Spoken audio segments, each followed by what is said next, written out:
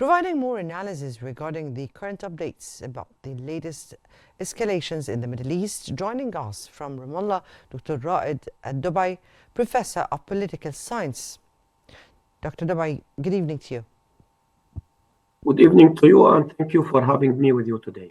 Thank you so much for being with us. And can we expect a ceasefire and the signing of an agreement to exchange prisoners in Gaza and Lebanon for what remains in the time for the Biden administration?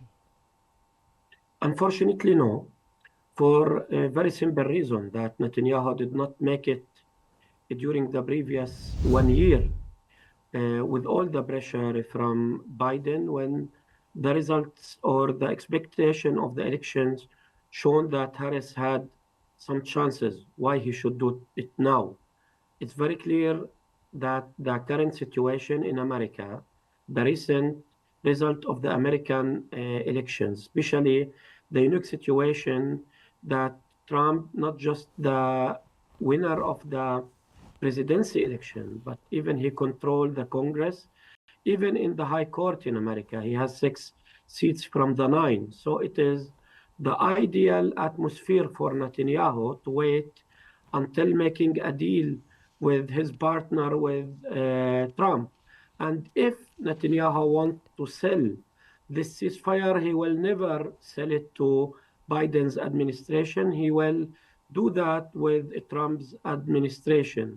It is very clear from what's going on the ground.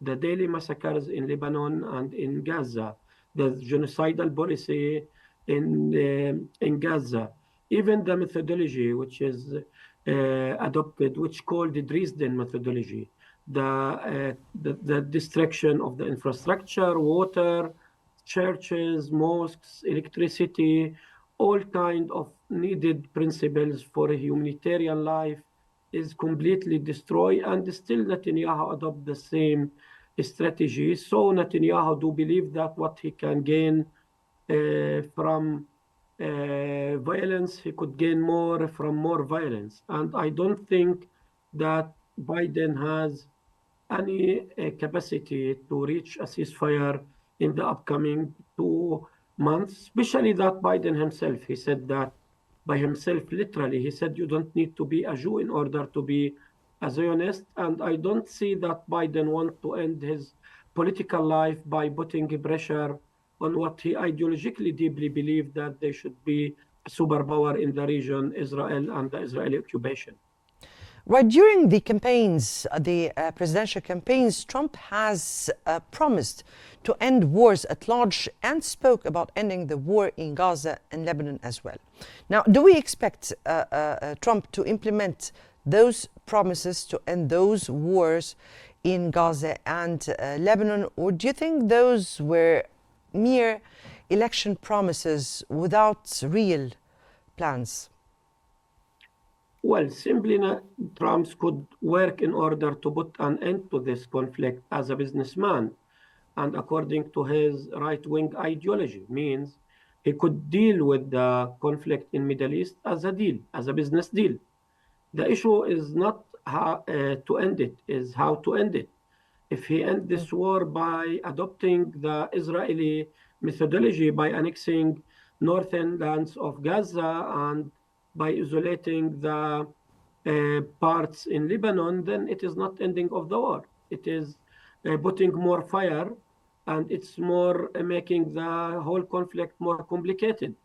So we need to wait until we see which methodology Trump will adopt. If he adopt international law and UN resolutions, then this is good. But according to our 4 years experience with Trump in his first term, it's very clear that he never adopt international law, he never adopt UN resolutions, he adopt Trump's ideology, and he always looked to the conflicts as business, and he looked to it as part of his deal. He's the one who moved the American embassy into East Jerusalem, which was a very big violation to international law. He was the one who recognized the Israeli annexation to Golan Heights. He was the one who frozen the support to UNRWA. So our experience with Trump showing us that the upcoming 4 years will be full of complicity, more violent ones, and it's very clear that he will adopt the Zionist and the Israeli right-wing methodology and narrative in this conflict. So I don't see Trump's coming to end the conflicts, but he would make them more complicated. But Mr. Dubai, if I may ask you here, if the conflicts in Gaza and Lebanon continue, how will that reflect on the whole region, and will that be in favor of the American or the Trump approach of America first? Does that go in favor of the United States at this very particular time? Yeah, it is not, of course, and it were not during Biden's time, and he did nothing. What we seen during Biden's time, that more slogans, more mouth speaking, and zero actions. What we witnessed during the previous 400 days, American veto presented to keep the Israeli violation of human rights and genocide against Palestinians. We've seen the American weapons presented freely to the Israeli right-wing government to continue their violation of human rights in Lebanon, in Gaza, in Iran, in Yemen, in Iraq, in Syria. In that was during the past administration. I'm speaking about a new approach of Mr. Trump, which goes with this very clear slogan, America First.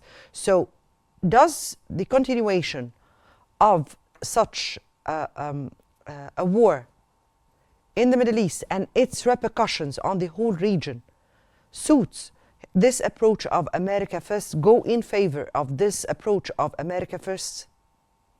Of course it is not. And of course works against the American national rights. But again, who said that America deal with Israel as external power? It's very clear that those who believe in the Zionist ideology, especially the Zionist churches inside America, and Trump is one of their believers, believe that the Israeli issue is internal American issue. And we witnessed that during the first term of Trump's administration. I mean by Trump, by the way, not just Trump as a person, but now we have the ideology, which call it Trump ideology, who is surrounded by different right-wing ideologists, and he is surrounded by different assistants who do believe the same as Smotrich and Ben Gvir and Netanyahu. We witnessed in our eyes, the whole world witnessed, when his ambassador in Israel were digging inside Al-Aqsa Mosque. So it's very clear that when we speak about foreign affairs, there is one. It's clear your point here. Policy. Yes, it's clear. Your point is clear here, Dr. Raed, and remains, of course, to be seen how will things emerge to be after Mr. Trump assumes office. Dr. Raed Al-Dubai, Professor of Political Science, thank you so much for your insights.